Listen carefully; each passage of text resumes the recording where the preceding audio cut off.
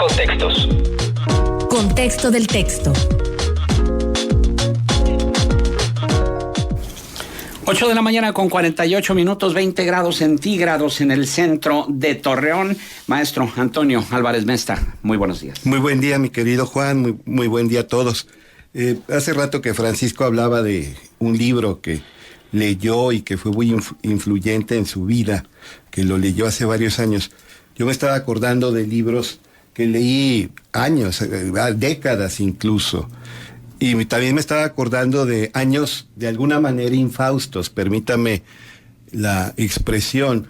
En el 73 muere Neruda, muere Casals, y muere Pablo Picasso, los tres Pablos, hasta acordémonos de una canción de Alberto Cortés, sí. eran tres.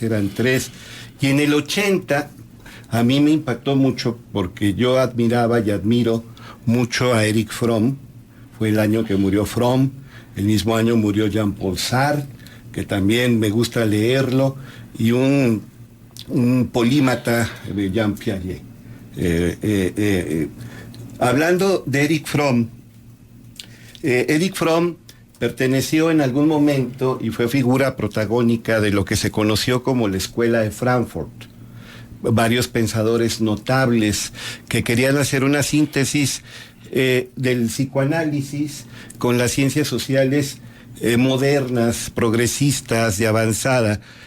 Abrevaron en el marxismo, pero de una manera crítica. Creo que de los pensadores de la escuela de Frankfurt, Adorno, Marcuse, Benjamin, Horkheimer, Fromm fue más independiente, es mi percepción. Incluso fue atacado, por ejemplo, por Marcuse como revisionista. Lo tildaba de socialdemócrata, de creer en la democracia. Fromm consideraba que si era factible una sociedad más justa y al mismo tiempo más libertaria, donde la población informada influyera en la toma de decisiones que tienen que ver con el bien común. Pero en la visión frommiana está muy claro que la economía no puede ser la esencia de la vida. La economía, si la tomas como la esencia de la vida, eso es una enfermedad mortal. Tiene que ver con lo que decía Francisco. Un crecimiento infinito no puede armonizar con un mundo finito. Hay voracidad, hay avidez, hay ganas de poseer. Es la fiebre consumista, quiero acabarme el mundo. Fromm, acordémonos, plantea que hay una disyuntiva radical que se plantea a todo ser humano. Yo digo, son las dos sopas. Está la sopa de la seguridad y está la sopa de la libertad, también Fromm le llama espontaneidad. La sopa de la seguridad, una seguridad más aparente que real, finalmente, pero es una sopa que tranquiliza, es una sopa que nos sirve para enfrentar la ansiedad, la angustia que nos acompaña. Tenemos la sopa de la libertad y la libertad da miedo.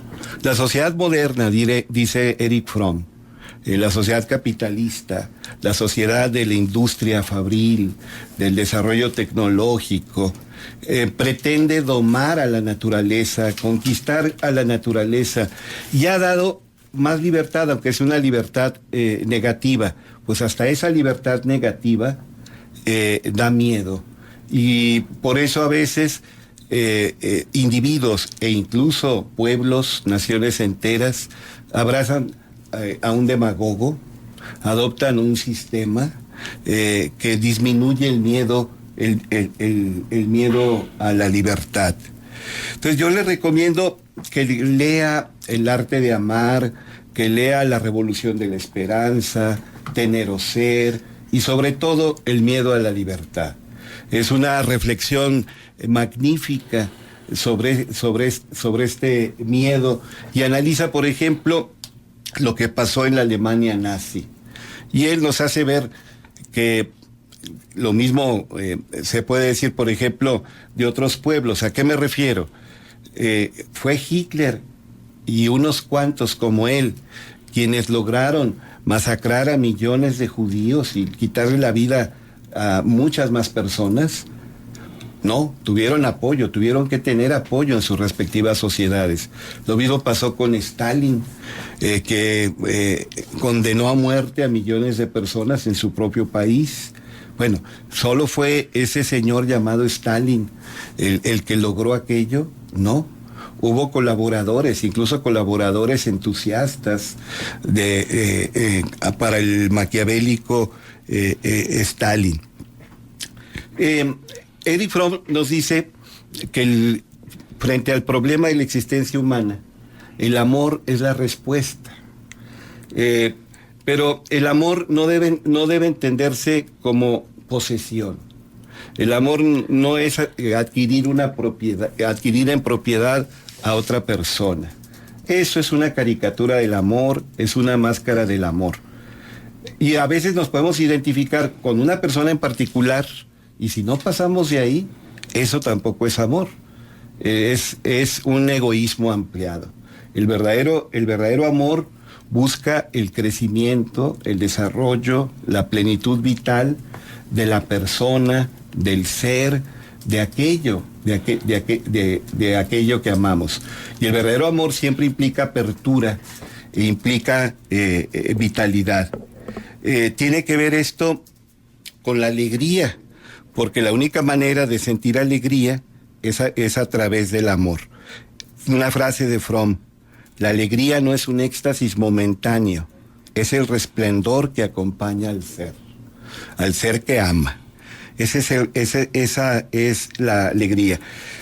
Fromm era muy crítico, observó, por supuesto, criticó el capitalismo salvaje, que tiene sus propugnadores y adherentes, pero también criticó el llamado socialismo real, sobre todo a la manera soviética y a la manera china, y se dio cuenta que había violación grave de derechos humanos y había poco respeto a la genuina libertad de las personas, y lo señaló, y por señalarlo fue muy atacado. A él no le interesaba tanto esto. También nos dice que hay dos autoridades, una es la autoridad racional y otra es la autoridad irracional. La autoridad irracional se basa en el miedo, en la conquista, en la intimidación, en rebajar o bocabajear al otro. En cambio, la autoridad racional tiene que ver con una personalidad creativa, una personalidad que de su propio ser genera cambios. Autoridad, ve la etimología, mi querido Juan, es la condición de ser autor. Y si tú eres autor, no necesitas el miedo, la amenaza, la intimidación. Entonces, esa es mi invitación. Veo en muchas librerías El arte de amar, veo también El miedo a la libertad. Se consiguen aquí fácilmente en las librerías de Torreón unos 10 títulos de Erich Fromm. Le va a gustar, tiene un estilo ameno, sus ideas son profundas, es un hombre muy articulado. Yo no digo que esté en todo de acuerdo con él, esa no sería la pretensión de él, pero es una de las figuras señeras del pensamiento de las últimas décadas. ¿En qué no estás de acuerdo? Por ejemplo. Por ejemplo, él es ateo hasta la médula. Y considera que toda religión, en eso se parece al marxismo, te acordarás, Marx decía que la religión es el opio de los pueblos. Y para Fromm, toda religión no es más que un recurso de un sistema injusto para seguirse reproduciendo.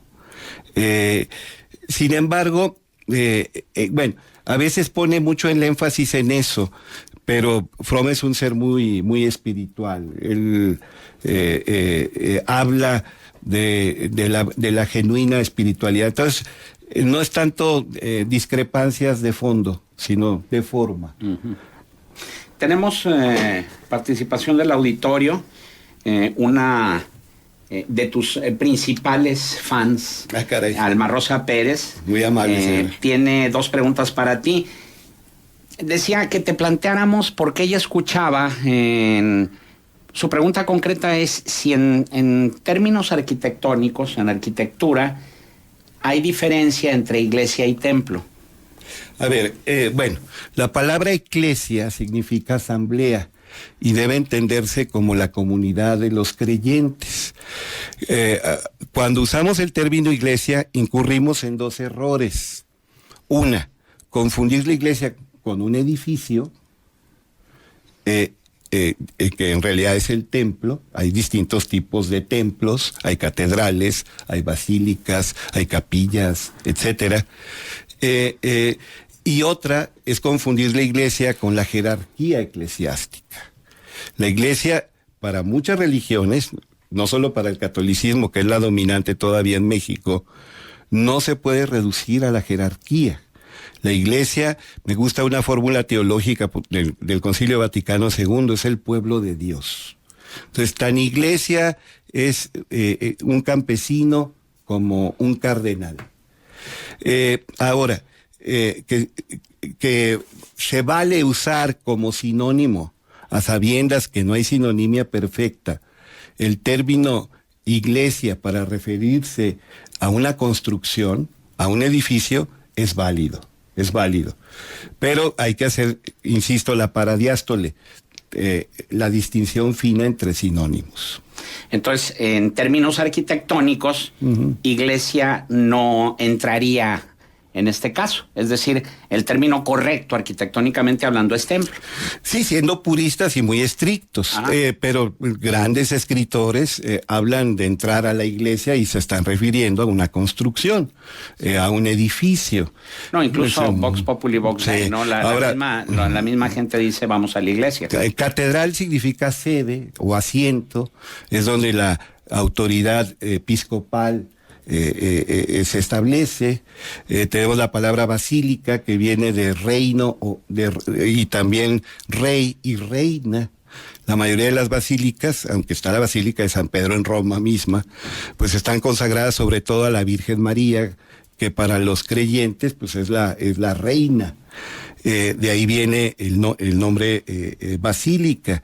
Tenemos el término capilla, que ya lo desarrollamos aquí, que aunque usted no lo crea, viene de capa, esa prenda de ropa que forma parte de la indumentaria, porque los primeros cristianos se reunían de manera clandestina, y cuando los andaban buscando otras personas que querían adherirse a su grupo, sabían que había una reunión de cristianos al ver una capa a la entrada del sitio donde estaban reunidos, una pequeña capa, una capilla. Vimos también el término a capela, te acordarás que se usa mucho en música, sí, cuando alguien canta sin acompañamiento instrumental.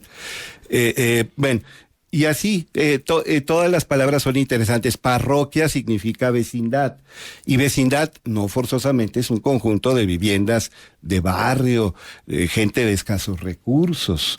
Vecindad es el conjunto de los vecinos. Y parroquiano Pues es sí, que vive en la parroquia. Ya habíamos visto, por ejemplo, que los periodistas en sus notas dicen que hubo un incidente en una cantina y que varios parroquianos resultaron heridos. Parroquiano significa al lado de la casa. Puede ser también casa de trabajo. Los que asisten con frecuencia, con regularidad a una cantina, a un restaurante, a una fonda, incluso a una cafetería, se les puede llamar parroquianos. ¿Quiénes son los que más asisten? Pues los que viven por ahí cerca o los que trabajan por ahí. Entonces, pues parroquia significa al lado de la casa, es la mismo lexema de ecología y de economía. Oikos, en griego, significa casa. También la otra pregunta que hace Alma Rosa Pérez es, sé bien que en las fórmulas matemáticas hay belleza, lo que no sé es por qué se utiliza el término elegante, sobre todo en física. Elegante tiene que ver, es aquello que tiene tanta calidad estética que merece ser elegido. De ahí viene elegante. Y en física, en matemáticas, siempre se busca la explicación más sobria, la más austera, la que requiere menos argumentación, la que se basa en el principio de la parsimonia, la que usó la navaja de Occam. Entonces, a ese tipo de demostraciones, por ejemplo, Paul Erdős, su apellido húngaro se escribe Erdos con diéresis, le llama demostraciones que vienen del libro. ¿Cuál libro? Un libro que Dios tiene en el cielo. Él no era creyente, pero es una manera metafórica de referirse a estas demostraciones que por su belleza merecen ser elegidas. Excelente. Un punto de contacto. AntonioAlvarezMesta@hotmail.com.